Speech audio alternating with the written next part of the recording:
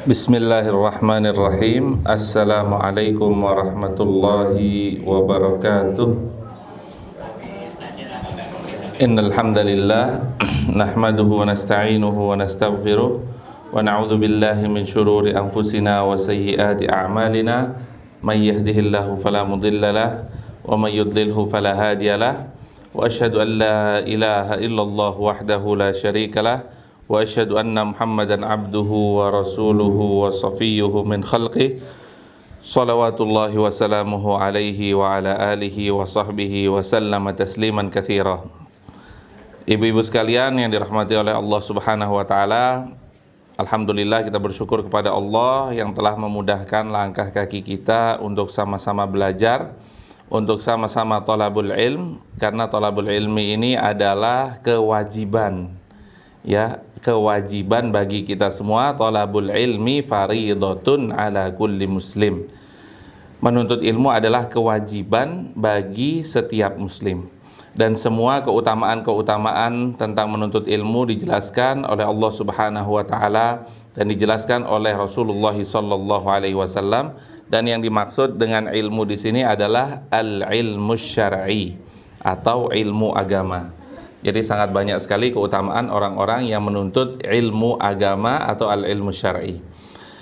Ibu-ibu sekalian yang dirahmati oleh Allah Subhanahu wa taala, kita akan membahas pada pagi hari ini tentang harta, tahta, dan wanita. Tentang tiga hal yang sangat penting sekali, yang mana setiap dari kita, setiap dari laki-laki, setiap dari wanita, sangat dan pasti waktu dan tempatnya dialihkan ke situ paling banyak, yaitu harta, tahta, dan wanita, atau pria bagi ibu-ibu sekalian. Ibu-ibu sekalian yang dirahmati oleh Allah Subhanahu wa taala, setiap dari kita dihiasi oleh hawa nafsu dan syahwat. Setiap manusia. Dan itu adalah hal yang Allah Subhanahu wa taala sudah fitrahkan kepada setiap dari manusia.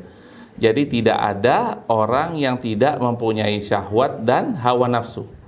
Namun syahwat dan hawa nafsu ini seperti pisau bermata dua. Bisa melambungkan seseorang ke puncak kejayaan, atau bisa juga menjerumuskan seseorang sampai lubang yang paling dalam.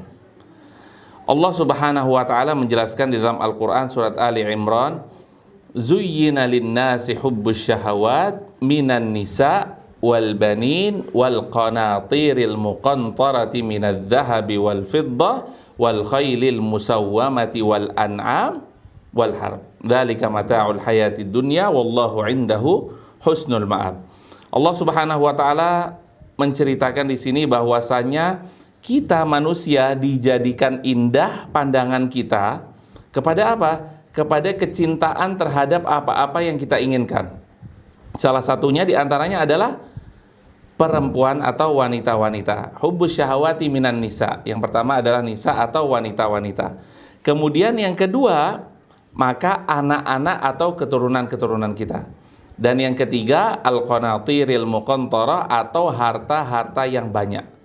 Dari apa saja? Minadz dzahab, dari emas, wal fiddah, dari perak, wal khail, dan dari kuda-kuda atau hewan-hewan tunggangan-tunggangan kita, dan tentunya hewan-hewan tunggangan yang pilihan, ya, hewan-hewan yang sangat bagus, atau kita sekarang bisa menyebutnya dengan kendaraan kita yang merupakan tunggangan kita. Dan itu setiap dari manusia pasti mempunyai hawa nafsu dan syahwat untuk meraih itu semua. Namun kita perlu tahu, yang mana tadi zuyyina linnas, telah diberikan keindahan di dalam mata kita, atau hal-hal tersebut menjadi perhiasan kita. Yang perlu kita bahas di sini adalah di mana kita harus memakai perhiasan tersebut dan kapan kita harus memakai perhiasan tersebut. Karena zuyyina ini berarti artinya zina. Zina itu artinya adalah perhiasan. Nah, kita harus membedakan, ya. Zina artinya perhiasan. Kalau zina baru artinya perzinaan. Dan di mana kita harus memakai perhiasan tersebut dan kapan kita harus memakai perhiasan tersebut. Apakah cocok seseorang yang tinggal di dalam rumahnya ketika itu sedang santai kemudian dia memakai gamis, memakai abaya hanya untuk pergi ke toilet, tentunya tidak cocok. Karena perhiasan tersebut atau baju tersebut digunakan ketika kita ingin keluar rumah, ketika kita ingin menutup aurat kita. Begitu juga ketika kita keluar rumah, apakah cocok kita memakai perhiasan atau baju-baju yang ada di dalam rumah? Tentunya tidak cocok. Yang kita cocok adalah kita memakai perhiasan sesuai dengan waktu dan tempat yang pas menurut kita. Dan jamaah sekalian yang dirahmati oleh Allah Subhanahu wa taala, disinilah tugas agama, yaitu mengatur hawa nafsu kita. Dan kita sebagai manusia mempunyai hawa nafsu. Berbeda dengan malaikat ciptaan Allah Subhanahu wa taala yang mana mereka tidak mungkin nyeleweng. Karena apa? Karena tidak mempunyai hawa nafsu. Berbeda dengan manusia. Manusia mungkin terjerumus pada sesuatu hal yang tidak dibenarkan oleh Allah Subhanahu wa taala karena mereka mempunyai hawa nafsu. Kalau malaikat disifati oleh Allah Subhanahu wa taala, la ya'sunallaha ma amarahum wa yaf'aluna ma yu'marun. Mereka tidak pernah bermaksiat kepada Allah Subhanahu wa taala dan selalu melakukan apa yang diperintahkan oleh Allah Azza wa Jalla. Oleh karena itu, malaikat diberikan tidak mempunyai hawa nafsu, maka tidak menyeleweng sama sekali. Manusia diberikan ada hawa nafsunya, maka ada yang menyeleweng. Oleh karena itu, disinilah tugas agama untuk meluruskan hawa nafsu kita, syahwat kita, agar kita tidak terseleweng kepada hal-hal yang tidak diinginkan oleh Allah Subhanahu wa taala. Yang pertama, zuyyina linnas hubbus syahawati minan nisa. Telah diberikan perhiasan bagi semua manusia. Yang pertama yaitu perempuan atau wanita-wanita. Dalam artian di sini yaitu istri-istri. Wanita dengan keluguannya bisa membuat seseorang jadi penipu, jadi koruptor, jadi orang-orang yang tidak benar. Walaupun kita bilang, perempuan ini kan lugu. Tapi buktinya apa? Seorang pejabat bisa korupsi karena apa? Karena bisikan dari istrinya, bisikan dari wanita yang ada di dalam rumahnya. Ada juga orang yang bisa jadi penipu karena desakan ekonomi di rumah yang mengharuskan dia untuk mendapatkan uang yang sangat banyak. Begitu juga sebaliknya. Wanita yang lugu ini, yang katanya orang-orang adalah lugu, bisa membawa seseorang yang sudah di jurang kehancuran bisa mendekat lagi kepada Allah Subhanahu wa taala. Yang tadinya tidak pernah mengenal kajian, tidak pernah mengenal Allah Subhanahu wa taala, karena istrinya atau karena wanita bisa ditarik lagi, dieret lagi menuju ke rel yang benar, yaitu jalannya Allah Subhanahu wa taala. Jadi ibu-ibu di sini kita harus tahu bahwasanya ibu-ibu adalah perhiasan yang sangat indah bagi suami-suami ibu-ibu sekalian. Oleh karena itu, ibu-ibu berperan penting.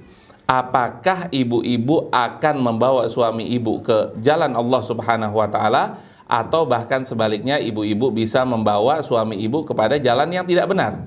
Kalau dengan dibisikkan dan lain sebagainya, akhirnya seseorang harus berbuat sesuatu yang diharamkan oleh Allah Subhanahu wa taala. Karena banyak yang kita lihat ya, suaminya sederhana, suaminya tidak neko-neko, tapi karena diojo-ojoin oleh istrinya, karena dibisik-bisikin oleh istrinya, Papa kerjanya apa Pak? Kan sudah kepala cabang ya, kok masih kayak gini aja mobil kita? Itu loh di sebelah itu loh, masih baru, pegawai baru, mobilnya sudah luar biasa. Oh kita sudah berapa lama Papa kerja di perusahaan itu? Kayaknya sudah 20 tahun ya. Ini ada yang baru 5 tahun tuh, lihat tuh gelang istrinya tuh luar biasa tuh, Masya Allah. Itu karena apa? Karena diojo-ojoin, karena dibisik-bisikkan oleh istrinya. Oleh karena itu, suami yang tadinya lurus di atas relnya, maka dia bisa berpaling dan keluar dari rel tersebut karena sebab istri. Jadi wanita-wanita yang merupakan perhiasan bagi semua laki-laki bisa membawa laki-laki kepada jalur kehancuran, atau bisa juga membawa kepada jalan Allah Subhanahu wa taala. Jamaah sekalian yang dirahmati oleh Allah Subhanahu wa taala, betapa banyak kita lihat orang-orang yang jatuh karena wanita. Kita lihat pemimpin-pemimpin negara tanpa menyebutkan nama, banyak sekali orang-orang yang jatuh karena sebab wanita-wanita atau istri-istrinya. Kecenderungan mereka kepada dunia sangat luar biasa, menyebabkan suaminya menghalalkan segala cara. Dan itu juga yang sudah dikatakan oleh baginda Rasulullah SAW, bahwasannya yang menghancurkan Bani Israel adalah fitnatun nisa, atau ujian terhadap wanita. Dan itu juga yang menghancurkan umat Nabi Muhammad SAW. Oleh karena itu, ada seorang pepatah Arab mengatakan, ma akraman nisa'u illa karim wa ma ahanahunna illa laim. Hanya orang-orang yang terhormat yang dapat menghormati wanita, dan hanya orang-orang rendah moralnya yang merendahkan wanita. Jadi apa? Selain ibu-ibu bisa menghormati suaminya, bisa mengajak suaminya kepada rel yang benar, begitu juga suami harus berbuat baik kepada istrinya dan harus menghargai istrinya, karena orang atau suami yang menghargai istrinya adalah suami yang mempunyai predikat terbaik. Jadi ma'ahanahunna illa laim, dan tidak ada orang yang merendahkan wanita melainkan moralnya dia sendiri adalah rendah. Begitu juga sebaliknya, orang yang menghormati wanita adalah orang yang terhormat.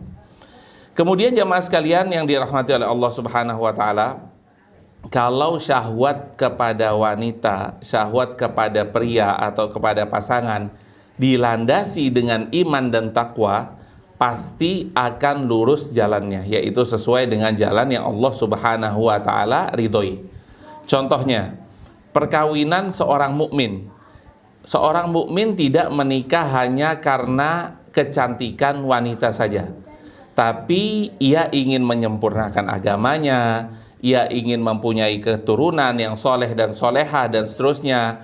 Oleh karena itu, dia tidak memilih seorang wanita hanya karena status sosial wanita. Misalnya dia kembang desa lah, atau dia orang paling cantik di kampungnya dan lain sebagainya, bukan.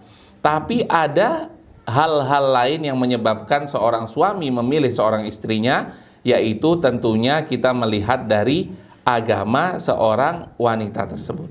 Kalau agamanya baik, maka insya Allah semuanya akan baik.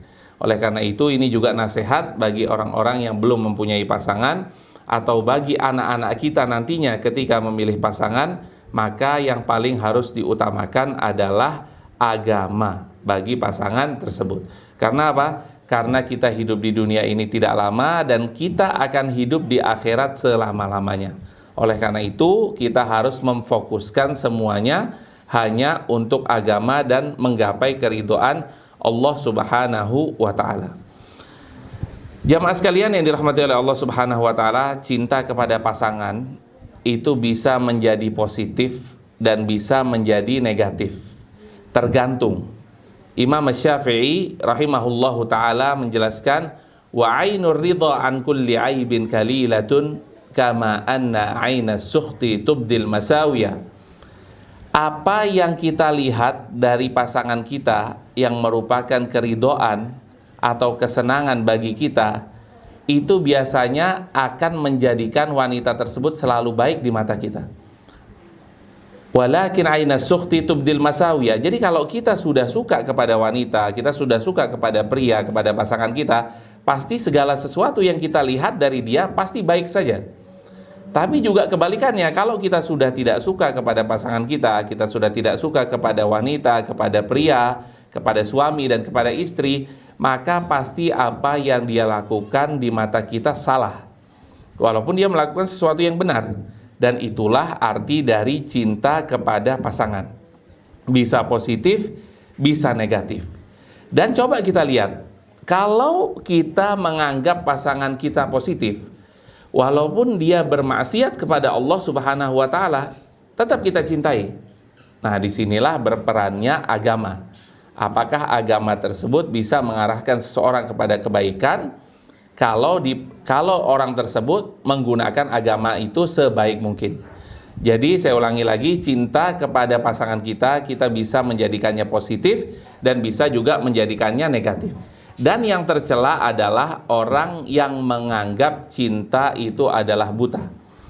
Dan kalau pasangan kita berbuat kejelekan, pasangan kita berbuat kesalahan, tapi tetap kita mencintai dia karena berdasarkan atas cinta duniawi saja, dan itu yang tidak dibenarkan. Oleh karena itu agama datang di sini untuk mengatur semuanya. Karena apa? Banyak laki-laki yang mengorbankan akidahnya demi wanita yang ia cintai. Begitu juga sebaliknya. Betapa banyak kita lihat ya, mungkin kalau bukan keluarga kita, tapi ada teman-teman kita, kayak teman saya lah yang di SD dulu, di mana, karena memang tempat kita tinggal ini adalah tempat yang bukan mayoritas agama Islam. Kita bisa lihat ada satu atau dua dari mereka yang rela mengorbankan akidahnya agar menikah kepada seseorang yang bukan muslim. Karena apa itu? Itu karena cinta. Mereka mengorbankan akidahnya. Wal'iyadzubillah. Semoga kita dan anak keturunan kita dijaga oleh Allah Subhanahu wa taala. Padahal agama menjelaskan di sini bahwasannya akidah adalah segala-galanya. Dan kecintaan kepada pasangan kalau tidak berlandaskan kepada akidah atau tidak sama akidahnya, maka itu akan membuat kita terjerumus dalam kehancuran. Allah Subhanahu wa taala sudah menjelaskan di dalam surat Al-Baqarah ayat 221, "Wala tunkihul musyrikati hatta yu'minna." Dan janganlah kalian menikahi wanita-wanita musyrikah, wanita-wanita yang tidak beriman kepada Allah Subhanahu wa taala, hatta yu'minna, sampai dia beriman kepada Allah Subhanahu wa taala. Bahkan lanjutan dari ayat ini, "Wala amatum mu'minatun khairum min musyrikatin walau a'jabatkum." Hamba sahaya, budak yang hitam kelam, lebih baik kalian nikahi dibandingkan orang merdeka berkulit kuning langsat wanita tersebut, tapi dia tidak beriman kepada Allah Subhanahu wa taala. Kita suka banget nih sama perempuan tersebut. Begitu juga ibu-ibu suka banget melihat pria tersebut. Tapi wal'iyadzubillah rela untuk mengorbankan akidahnya untuk menikah kepada orang tersebut karena good looking saja. Ada yang ngelihat karena good looking, ada yang ngelihat karena good rekening, ada yang ngelihat kepada mobilnya, tampangnya, dan lain sebagainya. Dan di sini agama sudah menjelaskan walaupun pasangan kita hitam kelam, tidak ganteng sama sekali, tidak cantik sama sekali, dan dia tidak merdeka. Tidak merdeka ini apa? Hamba sahaya. Ibu-ibu tahu ya, hamba sahaya itu adalah seperti komoditas diperjualbelikan. Misalnya ini hamba sahaya seorang namanya Fulan. Saya jual ini hamba sahaya seharga 30 juta. Dia pinter, bisa masak, bisa kerja berat, dan seterusnya dan seterusnya. Itu dahulu adanya perbudakan di zaman Rasulullah Shallallahu Alaihi Wasallam. Tapi di zaman sekarang sudah tidak ada. Dan di sini syariat menegaskan bahwasanya pria yang tidak good looking, yang tidak good rekening, atau bahkan dia hamba sahaya, lebih baik untuk kita nikahi walau a'jabatkum, walaupun lebih menarik di mata kita dan di sisi kita. Padahal mereka tidak mempunyai tampang dan lain sebagainya, tapi mereka beriman kepada Allah Subhanahu wa taala. Karena apa? Ulaika yad'una ilan nar. Wanita-wanita musyrikah, laki-laki yang musyrik, itu mereka semua mengajak kepada neraka. Wallahu yad'u ilal jannati wal maghfirati biidni. Dan Allah Subhanahu wa taala mengajak kita, melangkahkan kaki kita kepada surganya Allah Subhanahu wa taala dan kepada ampunan Allah Subhanahu wa taala. Kemudian ibu-ibu sekalian yang dirahmati oleh Allah Subhanahu wa taala, jadi kadang kita bisa kehilangan akal ya. Laki-laki bisa kehilangan akal, bisa kehilangan akidah karena cinta kepada seorang wanita. Begitu juga ibu-ibu bisa kehilangan akal, bisa kehilangan akidah wal'iyadzubillah, dan bahkan bisa mengorbankan agama demi pasangannya, demi laki-laki. Tapi kita semua harus mengembalikan semua hal itu kepada agama. Rasulullah Shallallahu Alaihi Wasallam bersabda dalam sebuah hadisnya, "Ma taraktu ba'di fitnatan adarra 'ala rijali minan nisa." Rasulullah Shallallahu Alaihi Wasallam bersabda, tidak ada fitnah atau ujian atau cobaan yang aku tinggalkan setelahku yang lebih berbahaya bagi seorang laki-laki dibandingkan wanita. Jadi wanita ini adalah ujian, wanita ini adalah cobaan. Kalau dia seorang laki-laki tersebut memilih wanita yang baik, tentunya dia akan lulus dari ujian tersebut. Karena wanita tersebut akan membawa dia kepada surganya Allah Subhanahu wa ta'ala. Bahkan kita bisa lihat dalam kisah Nabi Yusuf alaihissalam, contohnya beliau digoda oleh Imro'atul Aziz atau istri dari pembesar Mesir ketika itu, dengan segala kecantikannya, dengan segala kekuasaannya. Tapi Nabi Yusuf alaihissalam berkata, ma'adallah innahu rabbi ahsana mathwai. Aku berlindung kepada Allah Subhanahu wa ta'ala. Sesungguhnya Allah Subhanahu wa ta'ala telah memperlakukanku dengan baik. Jadi apa? Kita tetap merefer, kita tetap kembali kepada Allah Subhanahu wa ta'ala, karena disitulah tempat kita mengambil kebenaran, yaitu di mana? Di agama. Kemudian jamaah sekalian yang dirahmati oleh Allah Subhanahu wa ta'ala, kalau kita mampu untuk menjaga diri kita dari fitnah wanita, dan ibu-ibu juga mampu menjaga dirinya dari fitnah laki-laki yang biasa kita lihat di mana-mana pun, yang ibu-ibu mungkin lihat dari drama Korea lah, dari apa-apa yang ibu-ibu lihat di TV dan lain sebagainya, maka insya Allah akan diangkat derajat kita oleh Allah Subhanahu wa ta'ala. Kita bisa lihat Nabi Yusuf alaihissalam meninggalkan fitnatun nisa atau fitnah wanita yang sangat luar biasa dahsyat bagi Nabi Yusuf, tapi setelah itu Allah Subhanahu wa ta'ala angkat derajatnya. Kemudian lanjutan dari ayat tadi, zuyyina linnasi hubbus syahawati minan nisa'i wal banin. Yang kedua adalah banin. Kita diberikan nafsu, kita diberikan kesempatan untuk bersenang-senang dengan al-banin atau dengan anak-anak kita. Allah Subhanahu wa ta'ala menegaskan di sini al-banin, atau yang dimaksud adalah anak laki-laki. Kenapa lebih ditekankan anak laki-laki di sini? Karena memang terjadi perbedaan antara anak laki-laki dan anak perempuan. Anak laki-laki biasanya menjadi kebanggaan pasangan suami istri tersebut. Walaupun anak perempuan juga bisa kita menjadikannya kebanggaan. Tapi nasab kita pasti kembali kepada ayah kandung kita. Pasti kembali kepada laki-laki. Kemudian kalau kita punya anak laki-laki, pasti kita mempunyai cita-cita yang sangat luar biasa panjang buat dia. Nah, insya Allah nanti kamu jadi dokter, kamu jadi insinyur, insya Allah kamu jadi menteri, kamu jadi presiden, dan lain sebagainya. Dan biasanya kalau anak perempuan, nah mudah-mudahan kamu dapat suami yang soleh, mudah-mudahan kamu dapat suami yang baik. Jarang kita mempunyai cita-cita yang sangat besar bagi anak laki-laki. Oleh karena itu Allah Subhanahu wa ta'ala menegaskan di sini wal banin, dan kepada anak laki-laki. Kalau anak perempuan, mereka akan dibawa oleh suaminya dan tinggal bersama suaminya.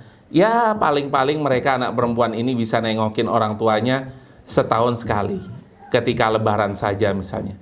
Atau kalau Allah Subhanahu wa ta'ala berikan rezeki lebih, ya orang tua tersebut atau anak perempuan tersebut bisa nengokin orang tuanya lebih dari sekali, mungkin dalam waktu 1 tahun. Tapi Allah jelaskan di sini karena setiap orang memang kadang lebih bangga dan lebih bahagia kalau mendapatkan keturunan anak laki-laki. Wa fi kullin khair, dan semuanya anak laki-laki maupun anak perempuan keduanya mempunyai kebaikan masing-masing. Yang salah di sini adalah kita terlalu memanjakan anak-anak kita, yang mana dengan manja tersebut wal iyadu billah bisa menjerumuskan anak kita dan bisa membuat mereka tidak atau keluar dari rel Allah Subhanahu wa ta'ala. Karena apa? Karena kadang kita memanjakannya sampai akhirnya kedewasaannya itu menjadi lambat. Karena apa? Karena dimanja dan seterusnya. Dan yang paling parah lagi adalah dimanja dan tidak diarahkan sesuai dengan tuntunan syariat Allah Subhanahu wa ta'ala. Kalau dimanja perkara dunia, tapi ketika waktu sholat dipaksa sholat, itu masih bagus.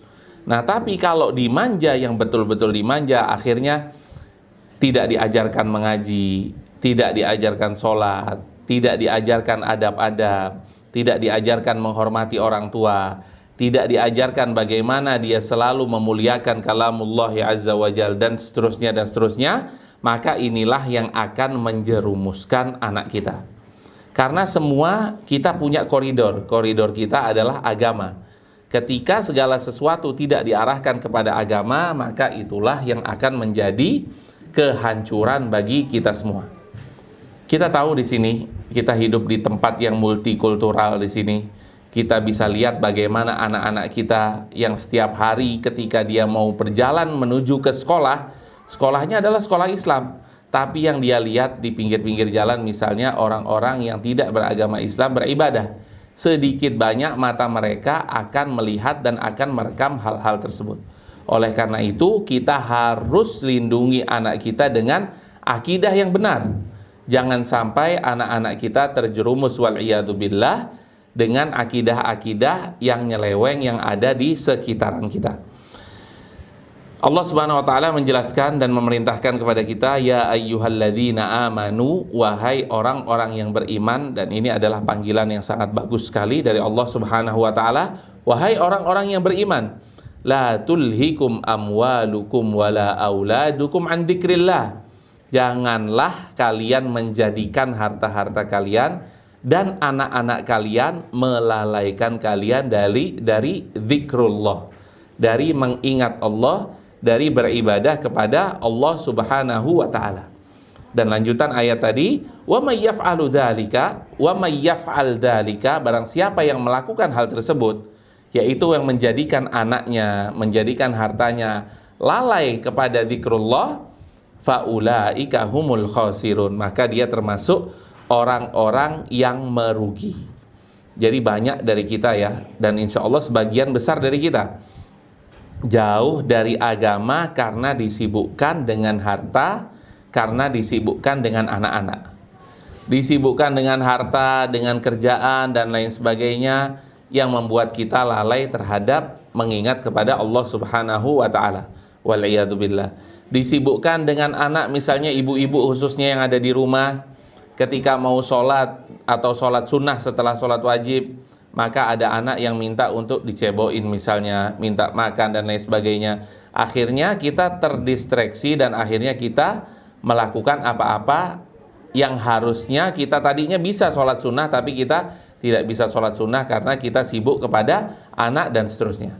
Oleh karena itu, ini semua adalah cobaan bagi kita semua, dan kita harus baik-baik dalam mengerjakan ujian dan cobaan tersebut agar kita bisa mendapatkan nilai yang besar dalam keduanya, dalam mengurus anak dan juga dalam beribadah kepada Allah Subhanahu wa ta'ala.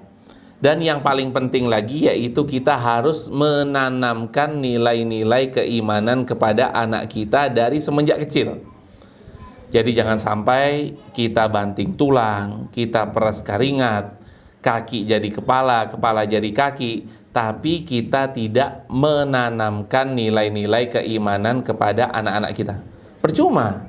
Mereka minta sepeda, kita beliin sepeda. Mereka minta TV, kita beliin TV. Mereka minta PS, kita beliin PS, dan seterusnya. Tapi kita tidak menanamkan nilai-nilai akidah kepada mereka, itu percuma. Karena apa? Karena yang akan mendoakan kita ketika kita meninggal dunia adalah anak-anak yang kita ajarkan agama.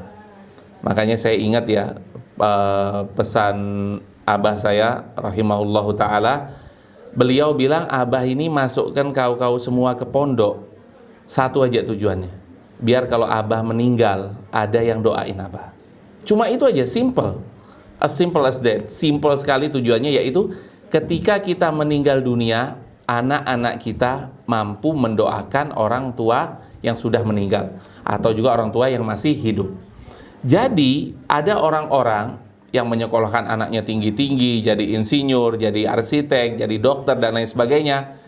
Ketika sudah dewasa, ketika sudah orang tua tersebut sudah tua dan dia mengharapkan kedatangan anaknya, maka ditelepon anaknya, wahai anakku, kapan mau nengokin bapak nih? Kapan mau nengokin ibu? Maaf ya, aku sibuk rapat. Maaf ya, aku ada meeting. Maaf ya, ada kunjungan kerja dan lain sebagainya. Akhirnya tidak pernah sama sekali memperhatikan orang tuanya yang sudah tua renta. Berbanding terbalik dengan orang yang diajarkan agama, yang ditanamkan nilai-nilai akidah, maka dia tahu bahwasanya menghormati orang tua, mendoakan orang tua mempunyai pahala yang sangat besar sekali di sisi Allah Subhanahu wa Ta'ala. Jadi kita harus fokus menginvestasikan kehidupan kita, salah satunya yaitu dengan mendidik anak kita. Dengan cara apa? Menyekolahkan mereka di sekolah-sekolah yang diajarkan agama di situ. Karena tidak semua sekolah mengajarkan agama ya di tempat kita ini. Karena kita bukan termasuk mayoritas di sini. Oleh karena itu kalau ada uang, kalau ada rezeki, kita sekolahkan anak kita di sekolah yang dimana di sekolah tersebut terdapat ajaran-ajaran agama Islam. Dan itu adalah kewajiban kita. Kalau misalnya tidak mampu karena finansial dan lain sebagainya, maka ketika dia kembali ke rumah, dia diajarkan bagaimana tata cara menjadi seorang muslim atau menjadi seorang muslimah yang baik. Agar apa? Agar akidah mereka terjaga. Dan ini merupakan investasi kita. Ya, jadi kita bukan hanya investasi kepada dunia saja. Beli properti lah, beli emas lah, dan seterusnya. Tapi kita juga harus menginvestasikan kepada akhirat, yang mana ketika nanti kita di alam kubur, maka kita dapat transferan. Dari mana ini transferan? Pahala. Ternyata dari doa anak-anak kita yang mendoakan kita yang sudah meninggal dunia. Dari mana ini kok ada pahala ini? Ternyata anak-anak kita mengumpulkan uang untuk membangun sumur misalnya, atau untuk membangun masjid misalnya, dan lain sebagainya. Dan itu semua insya Allah dilakukan oleh anak-anak yang sudah mengerti ilmu agama.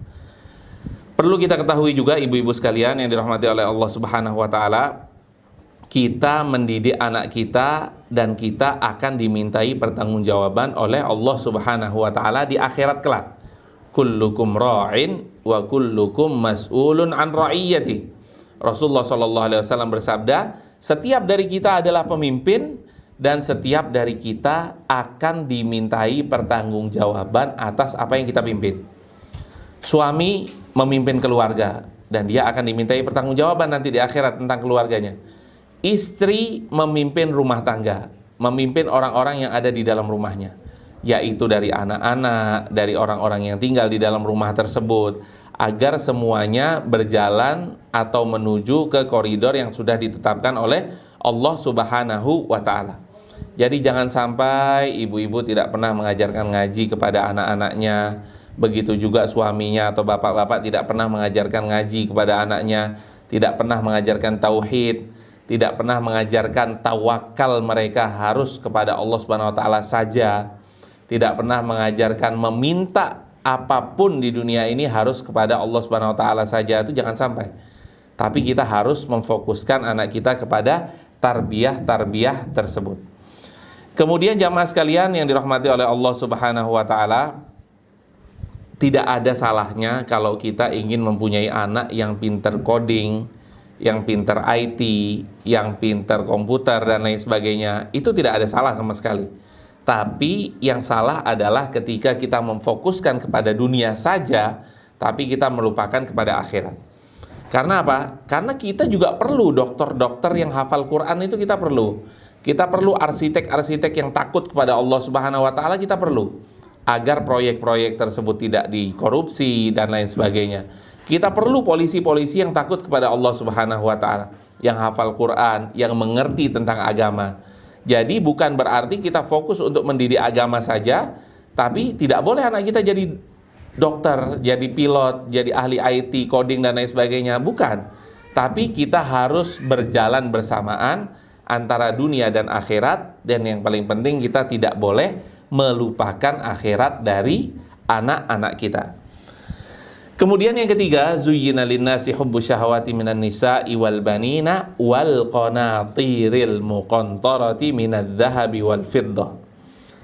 Kita diberikan kecintaan oleh Allah Subhanahu wa Ta'ala dan diberikan syahwat untuk mencintai al-qanatiril muqantarah.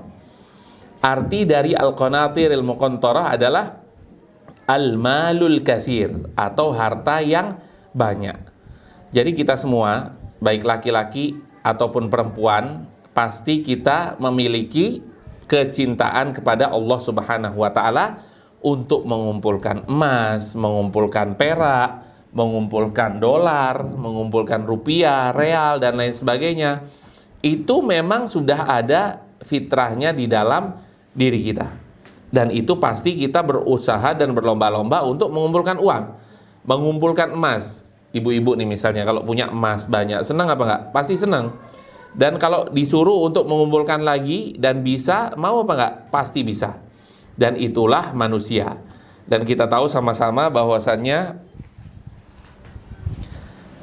manusia itu berurusan dengan harta sebagaimana ia meminum air laut. Dia minum air laut, kok tambah haus ya, minum lagi.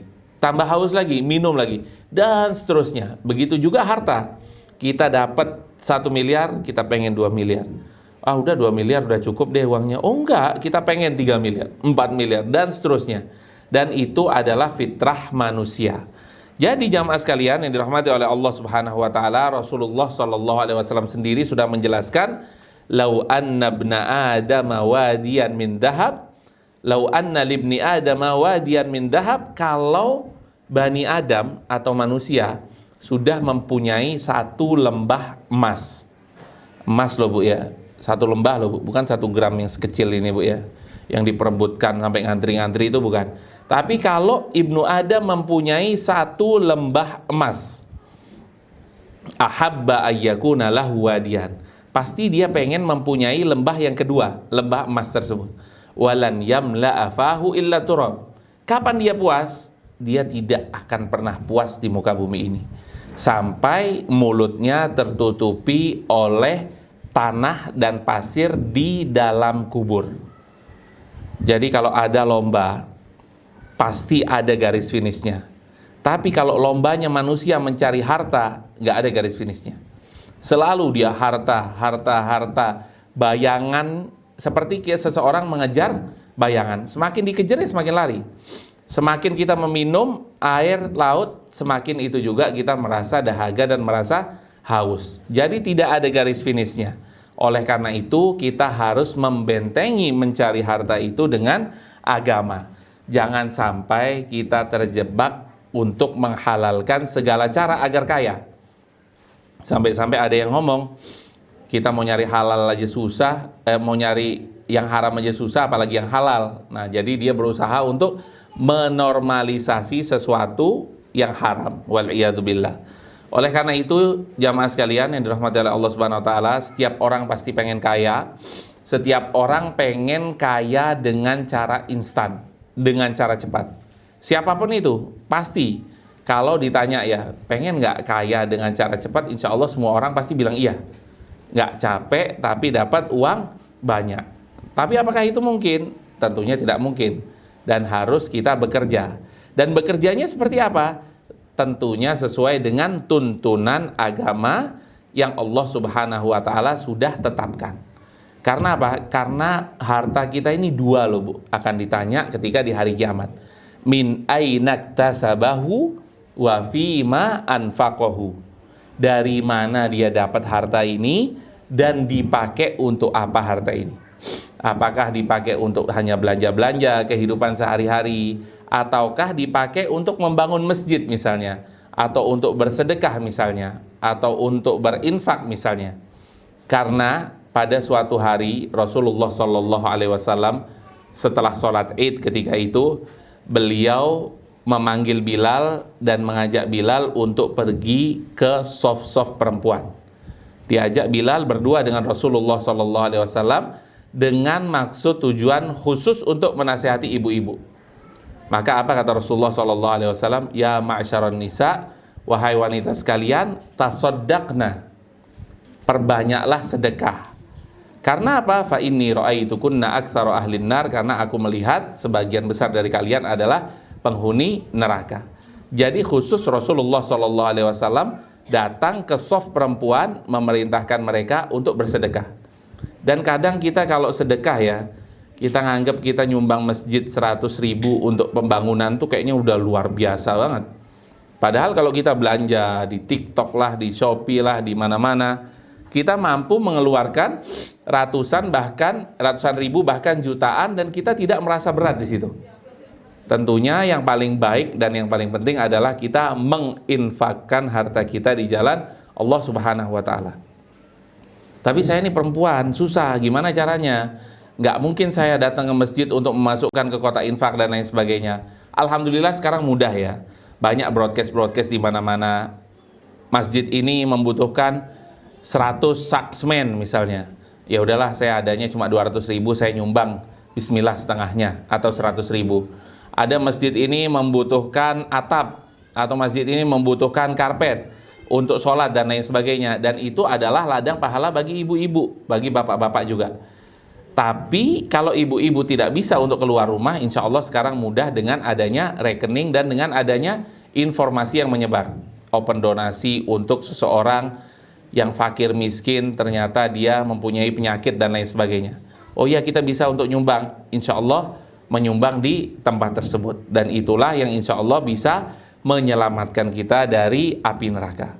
Karena akan ditanya dua hal ketika di hari kiamat nanti, bin ainaktasabahu, dari mana kita dapat duit ini, wa fi ma anfaqahu, dan di mana disalurkan duit tersebut. Jamaah sekalian yang dirahmati oleh Allah Subhanahu wa Ta'ala, kita banyak dilalaikan oleh harta, dan itu disebutkan oleh Allah Subhanahu wa Ta'ala, alhaakumut takatsur. At-takatsur ini adalah mengumpulkan harta sebanyak-banyaknya. Alhaakum, telah membuat kalian untuk lalai. Jadi yang membuat kita lalai adalah kita ngumpulin duit, numpuk dan lain sebagainya, sampai kita membuat kita lalai dari Allah Subhanahu wa Ta'ala. Sampai kapan? Hatta zurtumul maqabir, sampai tidak ada garis finishnya, atau sampai kita masuk ke dalam kuburan dan kita ditanam di liang lahat tersebut. Oleh karena itu jamaah sekalian yang dirahmati oleh Allah Subhanahu wa Ta'ala, kita sudah tahu sama-sama bahwasanya dunia ini tidak ada garis finishnya. Kita sudah alhamdulillah bisa ngontrak misalnya sama suami, wah ini belum sempat nih kita untuk beribadah, karena apa? Oh, masih ngontrak nih, insya Allah kalau saya udah punya rumah saya semakin semangat. Sudah punya rumah, oh, ternyata rumah saya masih kecil nih, kalau rumah saya lebih besar insya Allah saya bisa nabung untuk umroh misalnya. Oh ternyata rumahnya sudah besar, wah tapi saya belum punya mobil nih, insya Allah uang ini kalau ada saya beliin mobil dulu deh, buat umroh nantian aja deh. Ternyata dia sudah punya mobil, dia ngelihat mobil tetangga lebih bagus, ya udah nanti saya insya Allah mau ganti mobil dulu deh, baru kalau ada kesempatan saya akan menyumbang, saya akan bersedekah dan lain sebagainya. Tidak ada garis finishnya. Terus dia ngelihat ini, ngelihat itu, dan akhirnya akan berlomba-lomba selalu di dalam perkara duniawi. Oleh karena itu jamaah sekalian yang dirahmati oleh Allah Subhanahu wa Ta'ala, seperti yang sudah kita jelaskan di awal tadi, di dalam surat At-Taghabun Allah Subhanahu wa Ta'ala berfirman, innama amwalukum wa auladukum fitnah, sesungguhnya sebagian dari harta-harta kita dan anak-anak kita adalah fitnah bagi kita, atau ujian atau cobaan. Wallahu indahu ajrun azim, dan Allah Subhanahu wa Ta'ala memiliki pahala yang besar. Oleh karena itu jamaah sekalian yang dirahmati oleh Allah Subhanahu wa Ta'ala, marilah kita berzuhud atau kita lebih membatasi dunia. Jangan menjadikan dunia ini berada di dalam hati, tapi cukup menjadikan dunia ini berada di dalam tangan. Kalau dunia berada di dalam genggaman kita, di dalam tangan kita, insya Allah kita mudah untuk mengeluarkan. Tapi kalau dunia berada di dalam hati kita, maka kita sulit untuk mengeluarkan. Dan yang kedua yaitu kita harus mengingat hisab, dan pasti nikmat kita akan dihisab oleh Allah Subhanahu wa Ta'ala. Dan setiap nikmat kita akan ditanya dan dimintai pertanggungjawaban oleh Allah Subhanahu wa Ta'ala. Dan kita sudah hafal semua ayatnya, tsumma latus'alunna yauma idzin 'anin na'im. Dan kita akan ditanyakan oleh Allah Subhanahu wa Ta'ala 'anin na'im, tentang nikmat-nikmat yang kita dapatkan. Kapan kita akan ditanya? Ketika di hari kiamat oleh Allah Subhanahu wa Ta'ala. Kemudian yang berikutnya yaitu kita memperbanyak doa, dan kita memperbanyak meminta perlindungan kepada Allah Subhanahu wa Ta'ala, agar kita diarahkan menuju ke jalan yang lurus, yang sesuai dengan apa yang Allah Subhanahu wa Ta'ala ridhoi. Mungkin itu saja yang bisa kita sampaikan. Kalau ada pertanyaan dipersilahkan. Wassallallahu wasallam ala nabiyina Muhammad wa ala alihi wa sahbihi ajma'in. Bismillah. Beberapa tahun lalu ada yang menitipkan kotak infak di warung. Namun karena corona, orang yang menitipkan kotak infak tidak pernah datang sampai sekarang. Saya coba hubungi, tidak bisa. Apa yang harus saya lakukan pada kotak infak tersebut? Ya, wallahu alam, karena ini adalah dana sedekah dari masyarakat. Ibu lihat di situ, apakah kotak infak itu bertuliskan yayasan panti asuhan, ataukah kotak infak tersebut bertuliskan pembangunan masjid dan lain sebagainya.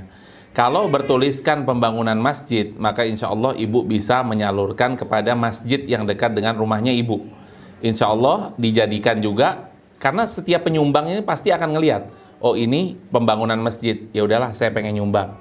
Kalau dia ngelihat misalnya buat anak yatim, oh udah nggak usah deh karena saya sudah ada anak yatim misalnya, saya pengen nyumbangnya buat masjid saja.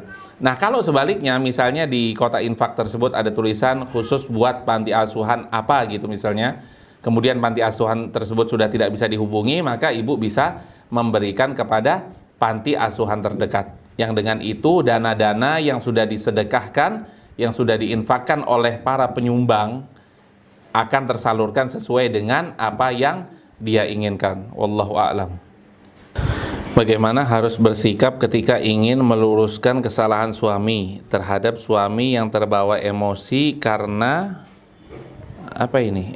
Karena titik-titik dari pekerjaan. Apakah Bu dokter kayaknya nih yang nulis nih. Apakah ini apa nih Ustaz?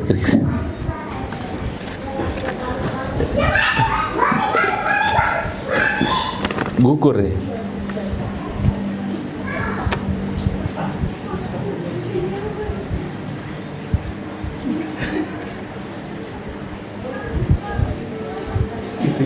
Iya, orang kedua juga nggak bisa baca. Ntar dulu ya. Bismillah, tolong motivasinya untuk para istri dan ibu yang sebelum menikah bisa bersedekah dalam jumlah yang banyak, namun setelah menikah dan mengelola uang suami belum bisa sebanyak dulu. Ingin sekali sedekah seperti dulu, namun belum boleh bekerja lagi oleh suami. Ya ibu-ibu sekalian yang dirahmati oleh Allah Subhanahu wa Ta'ala, kalau ibu-ibu masih diberikan jatah uang bulanan oleh suami, dan uang bulanan itu memang jatah ya buat ibu-ibu belanja, atau jatah buat ibu-ibu khusus gitu buat ibu-ibu, bukan uang dapur, bukan uang kebutuhan anak-anak buat beli diapers dan lain sebagainya, maka ibu bisa menyisihkan dari uang tersebut. Karena apa? Karena itu memang sudah jadi milik ibu-ibu uang tersebut, dan ibu bisa menyisihkan untuk berbagi. Dan berbagi yang paling afdol tentunya kepada siapa? Kepada dzawil qurba, kepada keluarga terdekat. Ibu-ibu masih punya adik-adik, kakak-kakak yang masih belum mampu, dibantu. Ya, jadi orang terdekat lebih penting. Baru setelah itu kalau orang terdekat sudah diberikan sedekah dan lain sebagainya, maka tidak salah ibu-ibu untuk bersedekah juga. Misalnya ada orang-orang yang susah di pinggir jalan, ada orang-orang susah di panti asuhan mana dan lain sebagainya. Nah, namun kalau ibu-ibu belum ditakdirkan oleh Allah Subhanahu wa Ta'ala untuk punya uang sendiri karena belum diizinkan kerja oleh suami, maka wallahu a'lam, insya Allah tidak mengapa, karena ibu-ibu sudah mempunyai niat, tapi terbatas dengan tidak adanya dana.